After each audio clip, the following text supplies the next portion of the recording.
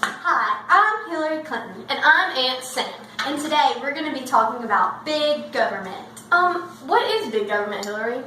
It's a government of high taxation. That sounds kind of dumb. No, big government is great. No. Have you heard of Reaganomics? Reagan was a great president. Have you heard of the Articles of Confederation? It sucked. It didn't work. I don't care. Reagan was a way better president than any other big government president. Who got shot?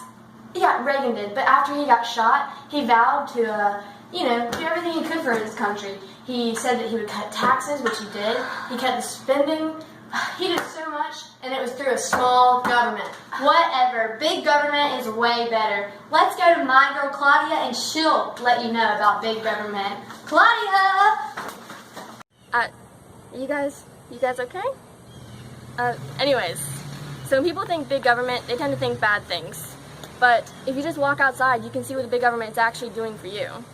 If you value things like trees, and grass, and clean air, and not having to worry about drinking water that's contaminated, then you're reaping the rewards of big government. Because the government has agencies like the EPA to come and make sure that your family is protected. And speaking of protection, you don't see any bombs being dropped on American cities or hear of, militaries occupying your home state.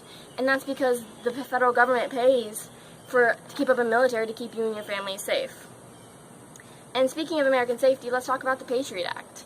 So people go crazy when they hear the words wiretapping. But why do we have these in place? Well, you remember like 9/11? That's why we have it in place. And yeah, it's a huge inconvenience for you to have to stand in a 20-minute line at the airport to go through security. And the idea of the government overhearing your conversation on the cell phone as you order a pizza is completely horrifying. But just remember that they could also be overhearing a terrorist as they plan to hijack an airplane. It could be your airplane. And it's argued that the big government hinders the economy. But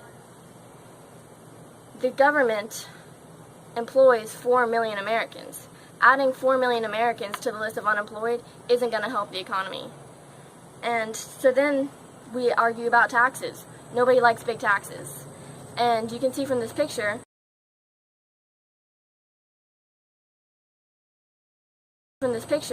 that we have people who go out and protest big government. And they tend to forget that the taxes that they're arguing against paid for the school bus behind them that's taking them and their children to their free education. And the road next to them, your taxes pay for that. And the sidewalk next to them, taxes pay for it. The grass beneath their feet, taxes pay to have it cut. Taxes allow for Social Security checks to be sent to those women every single week to make sure that they don't starve. So it doesn't seem like they have a lot to be complaining about with big government. That's my girl Claudia. She knows what a big government is. Good job, Claudia. And now to Kat. You know what the real problem with big government is? It's power.